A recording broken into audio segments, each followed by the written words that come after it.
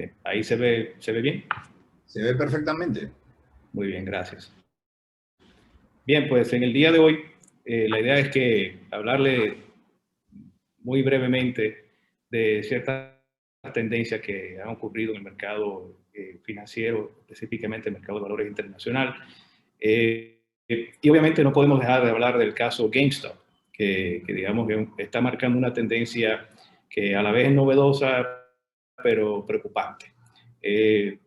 Vamos a ver acá.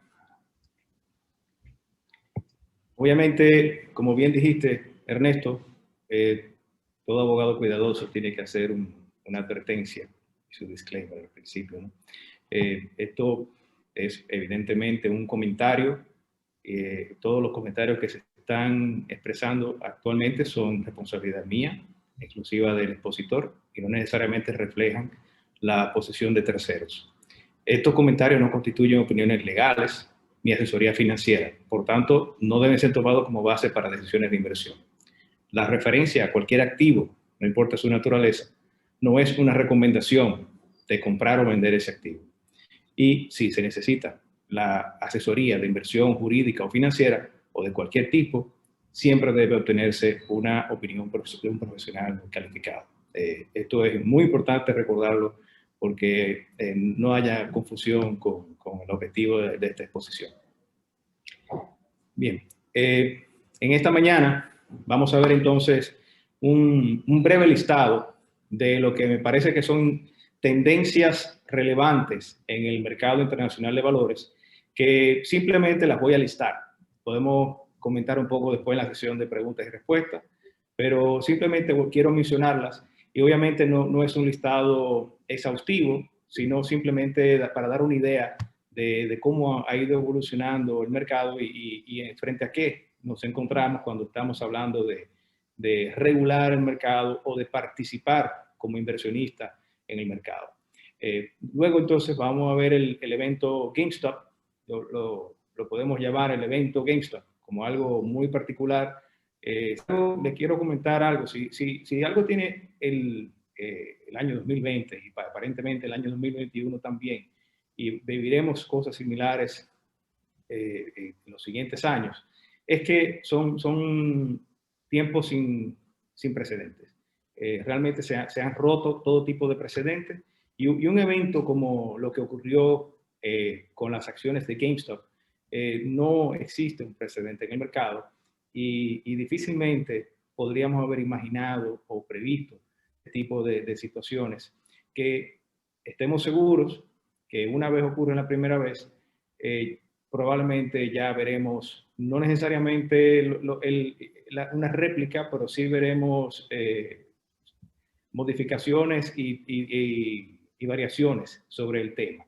El caso GameStop es un caso que, como dicen, la historia no se repite, pero a veces rima. Entonces, vale la pena entender qué ha ocurrido y qué puede ocurrir al futuro. Entonces, ya, digamos, ampliar un poco el espectro de nuestro radar de riesgo.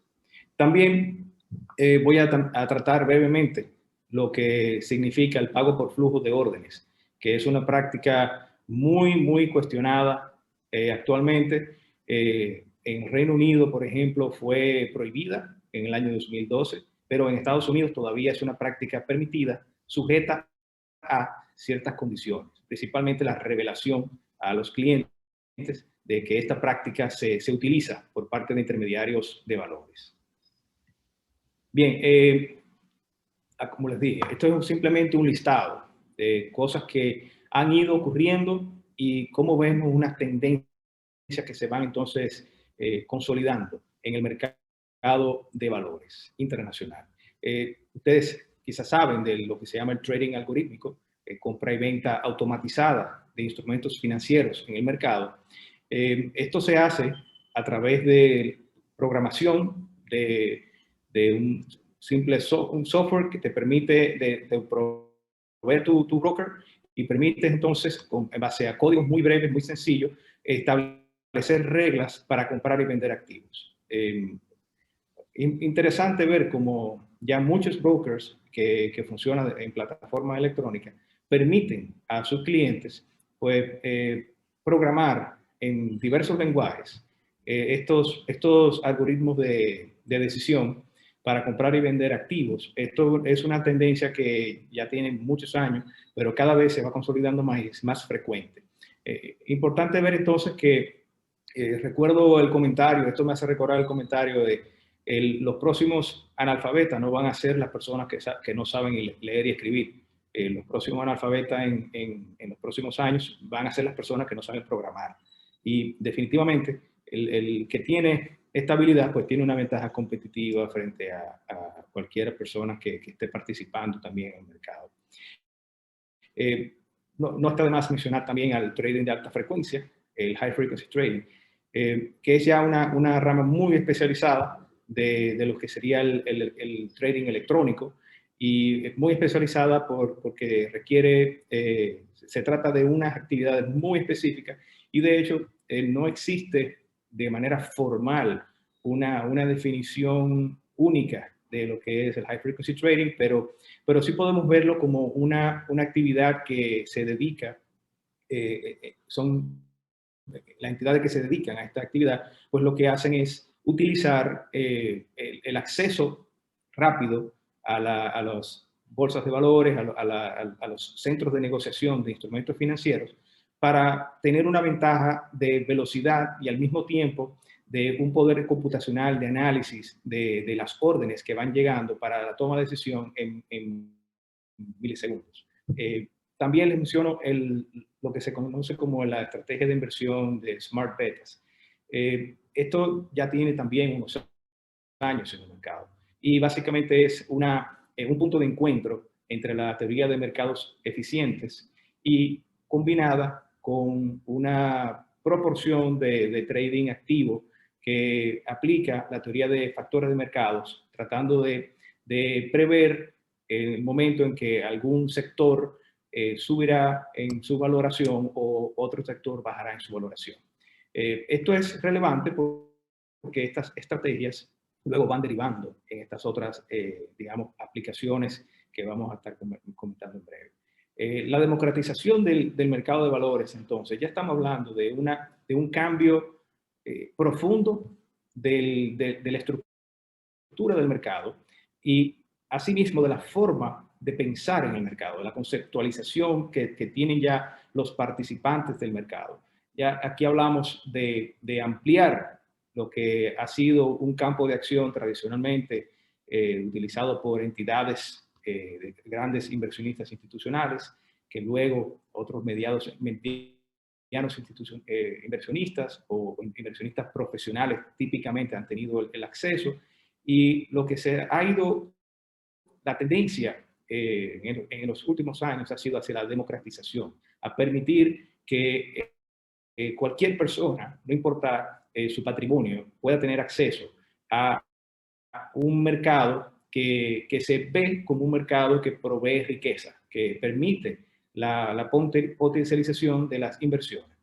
Obviamente, esto es cada día más relevante en un ambiente de tasas de interés muy bajas, en las que las oportunidades de inversión pues, son muy limitadas, y los inversionistas tienen que buscar alternativas a tasas de interés cercanas a cero o incluso a tasas de interés reales negativas, con un posible aumento de la inflación, y como ha expresado el chairman de la Reserva Federal, Jerome Powell, recientemente, en esta semana expresó que están dispuestos a permitir que la tasa de inflación incremente por encima del target de 2%.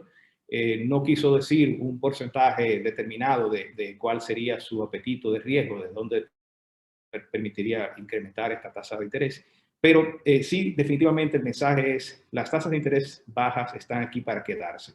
Y no importa que la inflación suba moderadamente por encima de la meta de política monetaria, están dispuestos a permitir esto de manera temporal, porque se vería como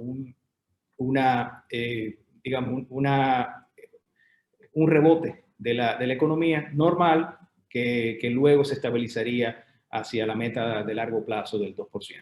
Entonces, por eso estas ideas de democratización del mercado son relevantes, son importantes y las personas cada día están más interesados en el acceso a mercados diferentes y diversificados. Pues precisamente las plataformas de fintech para inversión, como la plataforma Robinhood, que se ha convertido en una plataforma ya muy famosa y al mismo tiempo un poquito criticada en el mercado, pues cobran más relevancia. Constantemente escucho a personas interesadas en participar en el mercado a través de estas plataformas electrónicas, sea para compra y venta de cualquier tipo de activo, incluyendo sea Forex, sean acciones o sean criptomonedas. Hay un interés despierto en las personas, digamos, y pequeños inversionistas, de tener acceso a estas alternativas de inversión. Luego, entonces, vamos a ver, hay una transición natural de un trading algorítmico basado en reglas básicas hacia la aplicación ya de herramientas como el Machine Learning a la decisión de inversión, incluso no solamente ya, obviamente, por inversionistas institucionales que lo han estado haciendo por muchos años, sino ya inversionistas individuales en sus plataformas con sus brokers electrónicos pueden utilizar estas herramientas para la toma de decisiones, pueden programar sus herramientas para la toma de decisiones en base a redes neuronales, reinforcement learning, y también algo interesante es que el uso del procesamiento del lenguaje natural, es decir, una computadora puede hoy día procesar información que obtiene de las noticias, de los canales de noticias, de las noticias publicadas en Internet, y puede determinar por la frecuencia de repetición de ciertas palabras e incluso de frases y oraciones, cómo se siente el mercado, hacia dónde va el mercado, que hay una sensación de que el mercado está optimista o pesimista. Y estos son factores que no son factores tradicionales, que se van incorporando entonces a la toma de decisiones eficiente y hace obviamente que los modelos predictivos que tradicionalmente tienen un margen de error enorme, pues cada vez sean más precisos y vayan incorporando aspectos que manejan los seres humanos dentro de los aspectos que maneja una máquina. Algo que vale la pena comentar como interesante, aunque ya tiene varios años también de existencia, es el fondo de inversión AIEQ. Este fondo de inversión es un ETF, es un Exchange Traded Fund, es decir, un fondo de inversión que cotiza en tiempo real en el mercado y que en este caso puntual lo que hace único a este fondo de inversión, y ojo aquí repito la advertencia, no, esto de ninguna manera se entienda como una recomendación de comprar o vender un activo. Simplemente quiero hacer aquí el comentario de cómo llama la atención lo que está ocurriendo en el mercado, ¿no? Y lo que hace único este fondo de inversión es que su toma de decisiones está basada en la computadora IBM Watson. Quizás muchos de ustedes saben qué es IBM Watson, la computadora que jugaba Jeopardy y que resultó ser ganadora en muchas competencias de Jeopardy. Y así como, por ejemplo, Deep Blue venció a Kasparov jugando ajedrez, IBM entonces creó esta computadora que es una computadora que puede interactuar con un ser humano, puede recibir preguntas y responder tal cual como si fuese una persona y técnicamente no se notaría la diferencia. Y de hecho ha sido utilizada para predecir muchos aspectos en el mercado y predecir incluso el estado del tiempo. Un elemento interesante que recientemente ha cobrado cierta relevancia, incluso ya aparece en artículos en las ediciones recientes de The Economist acerca de estas figuras, son los SPACs.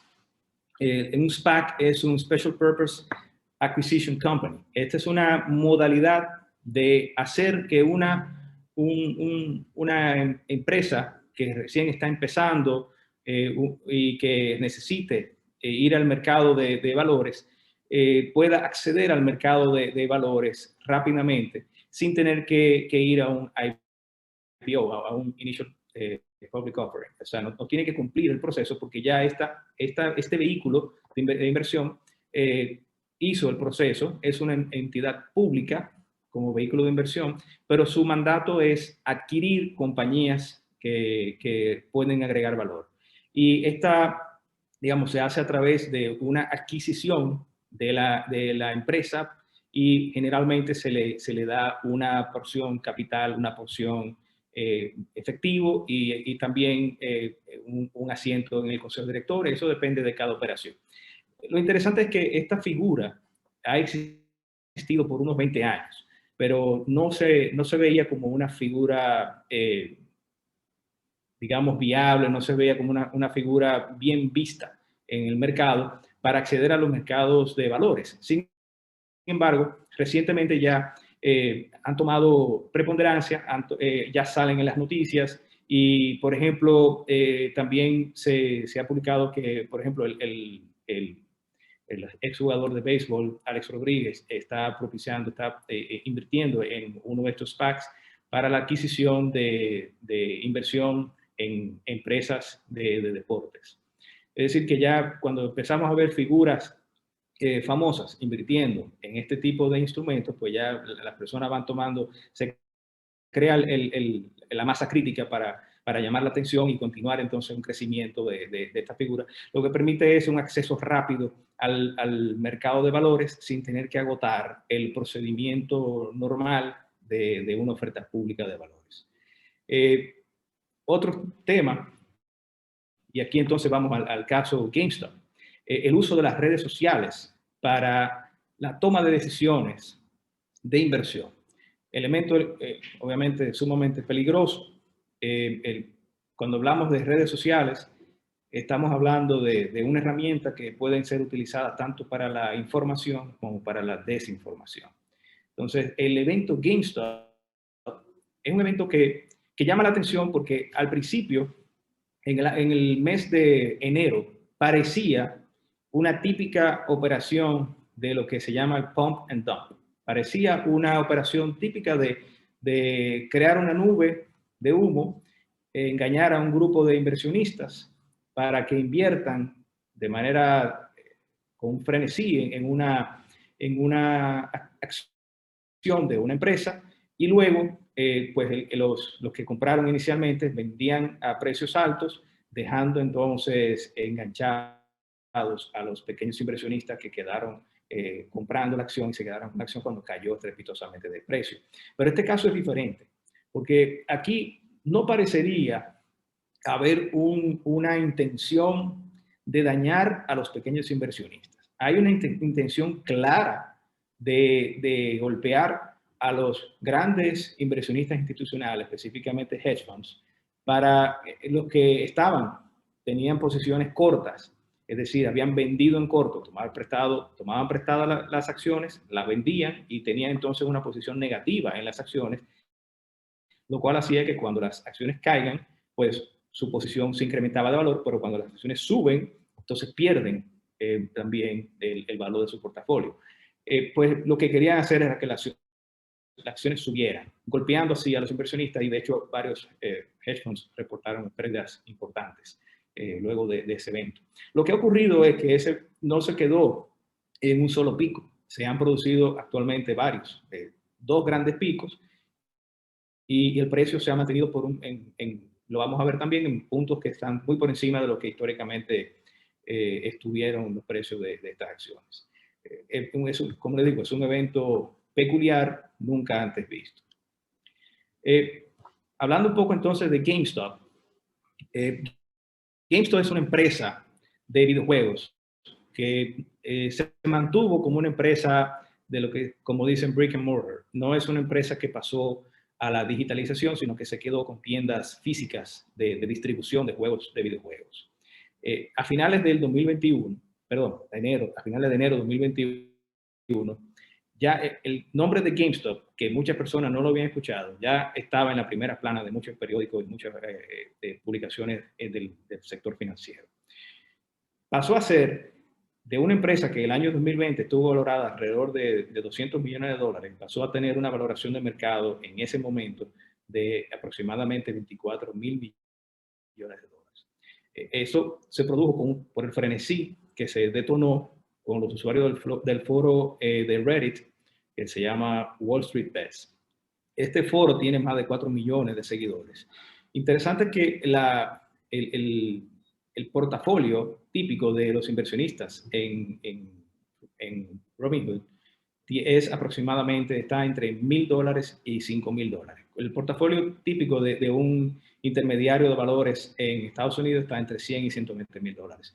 Y es decir que efectivamente Robinhood es una plataforma de lo que se ha querido llamar democratización del acceso a los mercados de valores, pero que tiene eminentemente personas sin experiencia en el mercado de valores, tiene personas que son pasibles de ser manipulados, de ser desinformados a través de otras redes sociales, tal como Reddit o cualquier otra.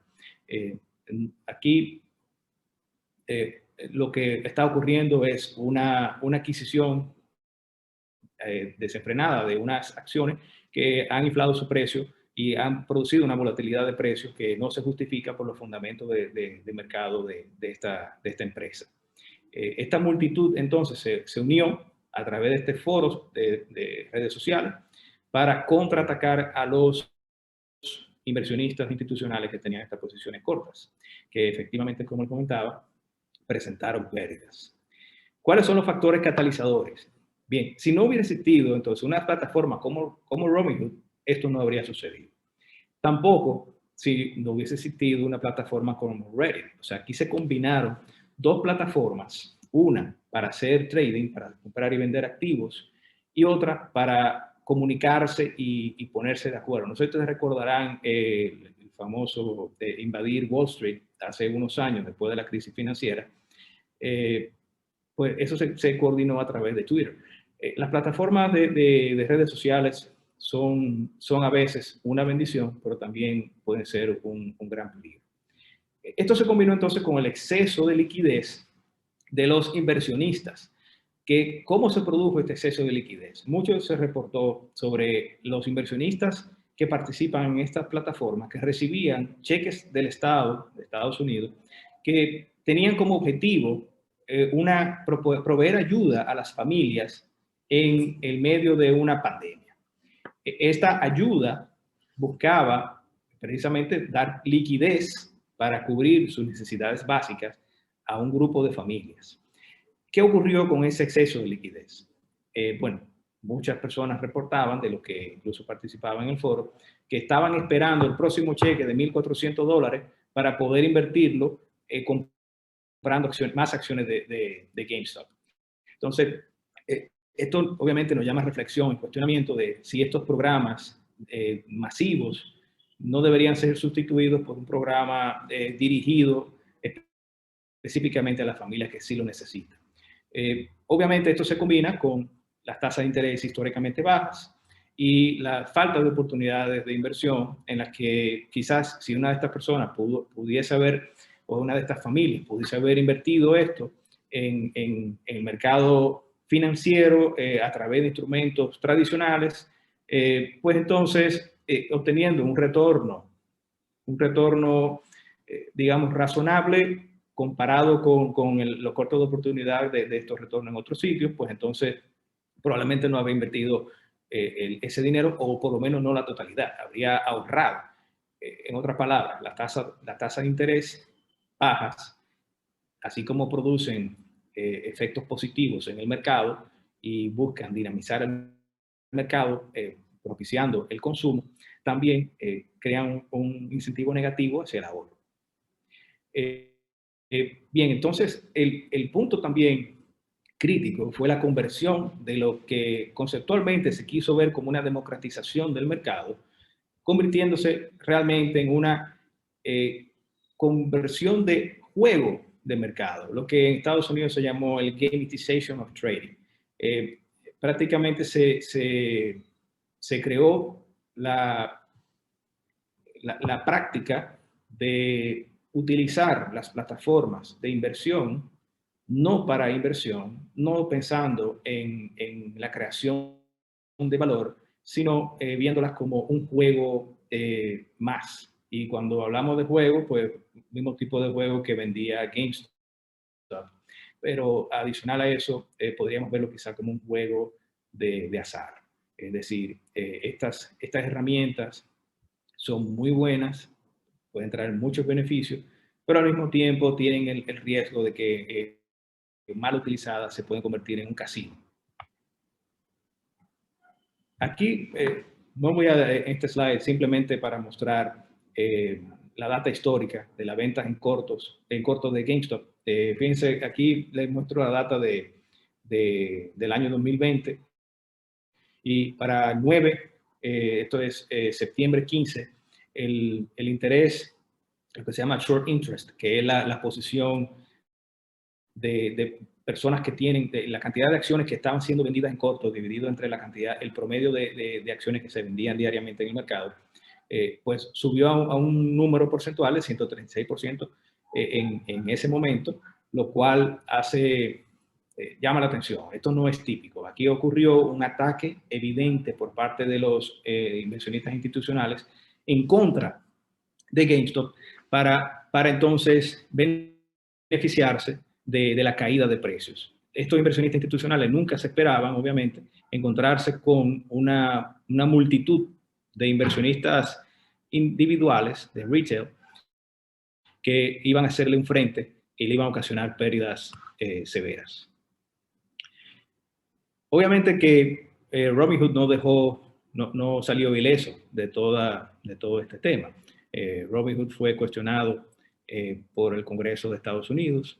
Robinhood fue evidentemente sancionado, no por estos hechos específicos, sino en diciembre del año 2020, la Comisión de Valores de Estados Unidos lo sancionó por una multa de $65 millones y le ordenó comunicar a sus clientes cómo percibían ingresos. Es decir, Robinhood en ningún momento había revelado a sus clientes que estaba haciendo algún tipo de venta de su información y de sus órdenes a un tercero, que en este caso es el hedge fund Citadel, que recibía estas órdenes y las ejecutaba en el mercado, obteniendo entonces información privilegiada de este grupo de inversionistas individuales, y lo cual le permitía entonces a Citadel procesar estas informaciones. Citadel, por ejemplo, una de las prácticas que realiza es High Frequency Trading,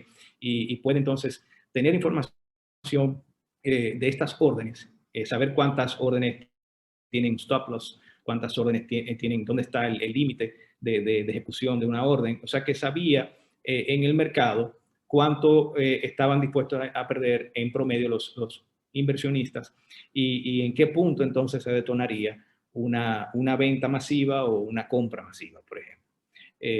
Obviamente esto teniendo esta información de las órdenes que provenían de Robinhood.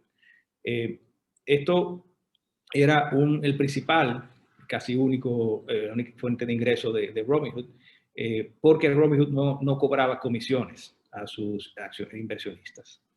Entonces le informaba a sus inversionistas que sus transacciones eran libres de costos, lo cual violaba las disposiciones de la normativa de la Comisión de Valores de Estados Unidos, que evidentemente, como le comentaba, aunque no había prohibido la práctica del Payment for Order Flow, sí había condicionado esta práctica a que se le informara a los inversionistas de manera transparente que sus órdenes estaban siendo vendidas a un tercero que a su vez las ejecutaba. Estas ventas fue cuestionada recientemente en las audiencias del Comité de Servicios Financieros de la Casa de Representantes de Estados Unidos. Esta semana se celebraron varias audiencias muy interesantes. Les recomiendo, si no las han visto, pues tratar de ubicarlas, ver estas audiencias un poco largas, pero muy reveladoras de qué ocurrió y cuál es la realidad que estamos viendo. Obviamente en estas audiencias se escuchan todas las voces, habían personas a favor, habían personas en contra, pero cuando vemos lo que ha ocurrido y hacemos la matemática, al final, evidentemente, esta es una práctica que puede llevar a conflicto de interés y obviamente debe ser o controlada o prohibida. Algo que se cuestiona de Robinhood también fue que suspendió la compra y venta de las acciones en enero del 2021, cuando ocurrió este evento pico, suspendió la compra y venta de acciones a través de su plataforma. Solamente permitió la cancelación de órdenes, o sea, el cierre de posiciones preexistentes. Pero suspendió esto porque, bueno, hay toda una serie de teorías de conspiración y se ha hablado de muchas razones por las cuales esto pudo haber ocurrido. Pero lo más evidente y razonable es que esto se debió al requerimiento de capital de su contraparte en la liquidación de estos valores. Es decir, con el riesgo de contraparte se incrementa de la forma que lo hizo por el aumento exponencial del valor de esas acciones. La liquidación, recordemos que ocurre, hoy hacemos la operación de compra y venta de valores y esa operación se liquida en T+2, es decir, que se liquida en 2 días después de que se pacta la operación de compra y venta. Esos 2 días constituyen entonces un riesgo de contraparte y un riesgo de liquidez para su contraparte que ha ejecutado la operación por cuenta de ellos, pero que todavía no ha recibido el efectivo. Entonces, hay toda una serie de fórmulas, una serie de reglas para la determinación de un requerimiento de capital entre las partes cuando ocurren estas operaciones, que está atada obviamente al valor del activo que se está negociando y está también obviamente atado a la volatilidad de ese activo, lo cual se disparó en unas desviaciones sin precedentes. Bien, solamente comentarles, el venta en flujo de orden, esto no les voy a entrar en muchos detalles y me gustaría también dejar tiempo para preguntas y respuestas si las tienen. Pero ya les comentaba cómo funciona. Un intermediario de valores recibe órdenes de sus múltiples clientes y acuerda con otra entidad, sea una entidad de un market maker, sea un hedge fund, sea una entidad financiera diferente, transferir esas órdenes hacia esa otra entidad para que esa entidad las ejecute. Si es un market maker, entonces se va a beneficiar con el compra y venta directa sin llevar esto al mercado y obviamente respetando las reglas del National Best Bid Offer. Obviamente aquí hay toda una serie de tecnicismos y situaciones que técnicamente en el mercado deberían ocurrir de una forma y la realidad es que ocurren de otra forma, pero en principio el NBBO, que es el National Best Bid Offer, que es lo que se ve publicado como el Bid Offer Spread para el público en general, las operaciones generalmente se ejecutan con un margen más cerrado que este. Este es un margen, digamos, relativamente amplio, que se estima que aproximadamente un 40% de las órdenes realmente se ejecutan con esos precios. Casi siempre los grandes participantes logran conseguir mejores precios. Y es ahí donde entonces se produce el beneficio material, económico para el que compra estas órdenes. Entonces, estas entidades tienen acceso a estas órdenes, es información realmente privilegiada y lo que obviamente crea aquí el conflicto de interés es que el mismo que se encarga de ejecutar la orden puede ser la contrapartida de la orden y no queda claro cómo entonces el intermediario que está entre el cliente y la entidad que ejecuta la orden, cómo este intermediario va a poder velar por cumplir su deber de mejor ejecución, que está previsto en la normativa, y cómo puede velar por cumplir su obligación de debido cuidado y lealtad a sus clientes. Algo ya para cerrar, permítanme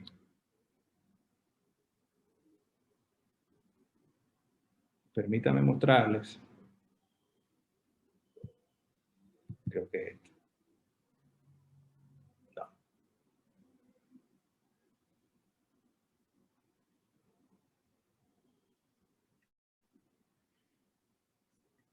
Deme un segundito para poner acá. Muy rápidamente les quiero mostrar unas imágenes de un análisis de las acciones, de los precios de las acciones de GameStop. Esto es muy rápido, solamente unas imágenes.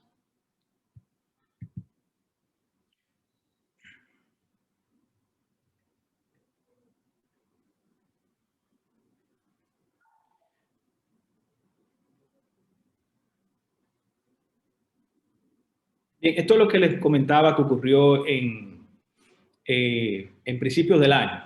Fíjense aquí,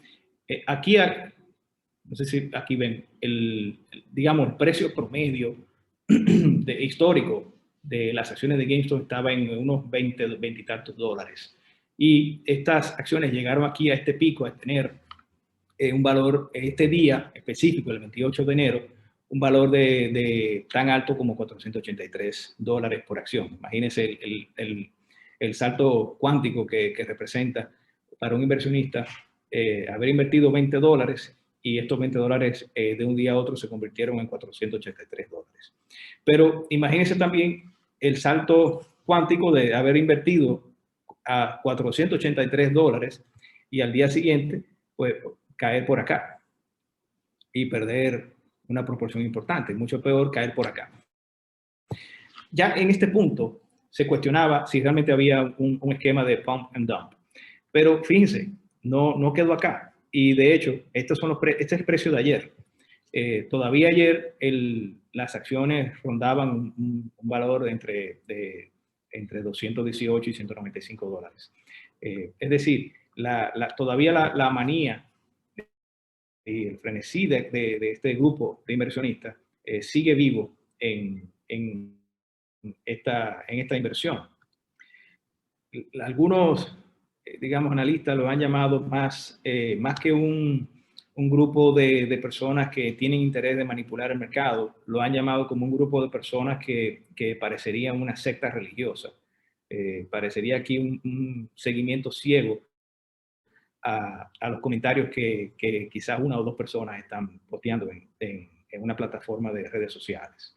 En esta imagen ustedes pueden ver, obviamente aquí hago la salvedad, puede engañar porque son dos ejes. Aquí está, este eje es el eje de GameStop y este es el eje de Standard & Poor's. Simplemente para tener una visual de cómo cambió el precio de Standard & Poor's hago aquí la salvedad. Este no es el índice Standard & Poor's per se. Este es el precio del fondo de inversión que sigue el precio del índice, ¿no? O sea que en este fondo de inversión, el SPY, se puede invertir. En el índice no se puede invertir. Entonces, fíjense cómo llega acá. Históricamente estos precios cayeron durante el año 2020. Este fue el efecto pandemia. Y luego se recuperó y está en precios históricamente altos. Pero obviamente el comportamiento de las acciones en el mercado han seguido un patrón muy diferente del comportamiento de GameStop. Y aquí mi punto es precisamente este patrón no se ve en ningún otro activo en el mercado. Si vemos, por ejemplo, activos como el índice VIX, que también es un índice y no puede ser invertido de manera directa, aunque hay fondos a través de los cuales sí se puede, pero el índice VIX, fíjense la volatilidad histórica que ha tenido, que se considera como un índice altamente volátil. Aquí vemos entonces las acciones de Tesla en estos últimos 2 meses han sido muy volátiles. perdón, esto es el año 2019 y 2020 y 2021. Pero ha incrementado de manera significativa. Digamos, Tesla es un activo atípico de alta volatilidad, pero de ninguna forma se compara con el comportamiento de GameStop. Aquí vemos las variaciones de precios diarias del SPY, es el índice, el fondo que replica el índice de Standard Poor's 500. Y fíjense aquí entonces si contraponemos estas variaciones de los precios, de los retornos logarítmicos, que no es nada más que la variación porcentual diaria de estos precios, lo podemos ver así. Si quitamos a GameStop de acá, fíjense que está el rango de variación porcentual dominado por Tesla, ahora de nuevo, está entre un menos 25 y más 20%. Pero cuando vemos a GameStop, estamos hablando de rangos de menos 91%, es decir, la persona que el día anterior compró ese día siguiente, que fue febrero 2, perdió 91% del valor de su portafolio. Y esto todavía aquí también más claro, aquí vemos el GameStop es esta.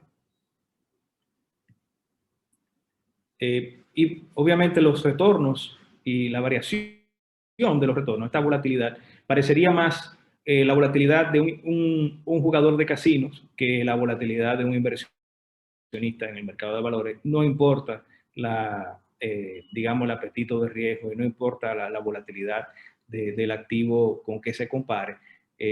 Cuando estamos hablando de una variación que prácticamente puedes perderlo todo de un día a otro o puedes ganarlo todo de un día a otro, más bien estamos hablando de una volatilidad extrema que no es apropiada para un inversionista pequeño que tiene un patrimonio con el cual debe subsistir en un momento de crisis. Y por último, esto se hace todavía más evidente cuando vemos entonces otra métrica, una matriz de correlación. Obviamente, cuando vemos el VIX, la correlación del VIX es negativa con el resto del mercado, pero llama la atención, y lo podemos ver fácilmente por los colores, con otras acciones. Aquí elegí a un grupo de acciones al azar, acciones de tecnología principalmente. Cuando vemos aquí a GameStop, se nota la diferencia porque su correlación es prácticamente de cero con el resto del mercado. Claro, porque tiene un comportamiento muy, muy diferente con el resto del mercado. Bien, con esto entonces cierro y podemos entonces dar lugar a las preguntas y estoy a las órdenes. Para mí es un placer, Ernesto. Quedo a las órdenes. Bien, Omar, muchísimas gracias, fantástico. Tenemos una gran audiencia por aquí. Por favor, los que quieran preguntar, levanten la mano. Hay un icono ahí que dice levantar la mano si es que necesitan audio. Si no, pueden usar el icono de preguntas y respuestas. Bien, Omar, ¿esto puede volver a pasar? O sea, después de que ocurrió este evento con GameStop y que esta situación ha entrado en los radares de los reguladores, ¿no? De las autoridades, porque como tú bien lo dijiste, es un evento inédito, o sea, nunca antes había pasado, y no solamente eso, sino que no se esperaba que ocurriese, ¿no? No se esperaba de que apareciera un David que se enfrente a Goliat y que además lo derrote, o sea, eso era inesperado, pero ocurrió. Entonces, después de eso, esta situación ¿podría volver a ocurrir? ¿Qué piensas de esas posibilidades? Bueno, definitivamente sí. Y me parecería que más razonable que ocurriera con variaciones de un tema, ¿no? Cuando se presenta un evento, pues que el evento exactamente idéntico se replique, quizá un poco más difícil, pero sí podemos esperar que a través de las redes sociales, ya estamos viviendo tiempos muy, muy interesantes, por no decir peligrosos en algunos aspectos. Pero la combinación de redes sociales con plataformas de inversión, es una combinación peligrosa. Y obviamente el Congreso de Estados Unidos ya está viendo este tema, ya hay una investigación abierta, y esto es un tema que seguro va a detonar alguna ola de regulación que tenemos que ver con cuidado, porque no necesariamente es un elemento malo por sí mismo, el hecho de poder contar con herramientas tan sofisticadas, pero también al mismo tiempo tan peligrosas, que pueden utilizarse para la manipulación del mercado. Desde mi óptica, realmente creo que el riesgo aquí es la pérdida de integridad del mercado. Aquí el mercado de valores los reguladores tienen una labor eh, esencial, y que es mantener la confianza en el mercado de valores. Y esto no solamente en el mercado de Estados Unidos, que para Estados Unidos es vital este mercado. Para el mercado de cualquier país, esto es importantísimo, que los inversionistas pueden sentirse confiados y saber que no va a haber manipulación del mercado. Bien, perfecto. Y otra pregunta que nos hacen por ahí. ¿Y tú crees que esto que pasó, que básicamente es la unión de muchos pequeños que termina siendo más fuerte que pocos grandes, que son los inversionistas institucionales, y en el contrapeso, ¿no? O sea, el volumen de estos muchos pequeñitos hace que termine siendo ganadores? ¿Y tú crees que esta misma fuerza de aglutinamiento de pequeños inversionistas esté sucediendo o esté impactando el mercado de los bitcoins? Porque, por ejemplo, los institucionales no suelen comprar bitcoins, o sea, ellos no están en ese negocio, pero los pequeños sí, ¿no? O sea, muchos de los que están aquí probablemente han puesto algunas fichas, algunas inversiones en bitcoins, y de repente eso está generando, digamos, un efecto más o menos similar a el caso de GameStop. ¿Qué piensas tú? Mira, digamos, el mercado de las criptomonedas ya es muy diferente. Eh, Aquí pueden haber una combinación diferente de factores. Claro, está también el factor de redes sociales y comentarios. Recuerden lo que pasó cuando Elon Musk anunció que Tesla invertiría en Bitcoin. El precio de Bitcoin se disparó. Luego Elon Musk hizo un comentario a través de Twitter diciendo que ya le parecía que el precio estaba un poco caro, y el precio cayó. Eso evidentemente es manipulación del mercado. O sea, quizás no lo hizo de manera intencional, pero decir, mira, yo estoy comprando y todo el mundo se sube. Aquí estamos hablando de un inversionista que tiene el volumen de un inversionista institucional, por los volúmenes que compró Tesla, ¿no? Y no sabemos, eso no lo sabemos, si él había ya vendido su parte importante de su participación en Bitcoins en el momento en que hizo el comentario diciendo que ya le parecía un poco caro el precio. Lo cual, sí, eso es una especie, digamos, de una modalidad de manipulación y abuso del mercado. Lo importante es que este mercado de bitcoins, de criptomonedas, es menos transparente. Y ahí no sabemos quién está realmente detrás. Cuando el precio del Bitcoin sube, baja, sabes que hay mucha especulación, y incluso hace un tiempo, unos meses, recuerdo un estudio que se hizo en el cual se determinaba que las fluctuaciones del precio de Bitcoin estaba, digamos, controlada por un grupo muy pequeño de dueños de las criptomonedas. Entonces, no sabemos realmente si aquí puede haber algún interés de tener un control sobre un mercado de criptomonedas, sobre la criptomoneda más antigua y más conocida en este caso, pero como no sabemos qué concentración hay en el mercado de esta criptomoneda, pues esto pone un riesgo adicional. Aquí hay un riesgo adicional de facilidad de manipulación de precios. Y ahí yo recomendaría mucho cuidado. Otra cosa con menciones Bitcoin, me parece interesante que en estos días, en esta semana, vi una noticia interesante. Hay un debate que existía de hace un tiempo, pero se ha vuelto a abrir con relación a la aprobación de un ETF o varios ETF entidades financieras que están proponiendo fondos de inversión cuyo activo subyacente son criptomonedas. La Comisión Nacional de Valores de Estados Unidos está reevaluando estas solicitudes y tengo entendido que ya en Canadá hay algo, también fondo operando de criptomonedas, que digamos es parte de lo que hemos visto, de democratización y acceso, facilidad de acceso a múltiples activos. Perfecto, Omar. Definitivamente son tiempos de cambios. Te agradecemos muchísimo por la participación y por tus excelentes aportes a este foro. El tiempo nos ha ganado, como casi todos los viernes, pero valoramos muchísimo y nos llevamos unos mensajes importantes que alimentan nuestros conocimientos, nuestra perspectiva, lo cual es un insumo fundamental para la actualización profesional. Así que muy agradecido con tu colaboración por esta excelente ponencia, agradecido también con nuestros amigos bancaforistas. Un pedido especial para los amigos que nos han acompañado. Tenemos una cuenta en YouTube, hemos abierto una cuenta en YouTube para que ustedes puedan, por favor, seguirnos y darle like, que nos ayuden con eso. ¿Por qué? Porque hemos querido ponerle nombre a la cuenta y YouTube nos dijo, no, tienes que tener 100 suscriptores para poderle poner nombre, y no le podemos poner el nombre, así que ahí les hemos puesto el link, ¿no? Les hemos puesto el link a todos ustedes.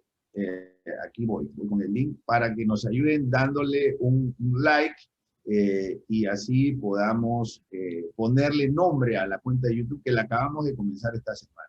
Omar, muchísimas gracias. Quedamos a tus órdenes, y a todos nuestros amigos bancaforistas les deseamos un excelente viernes. Tenemos la próxima semana el último Bancaforo del trimestre. Así que tengan todos un buen viernes y un excelente fin de semana. Muchísimas gracias.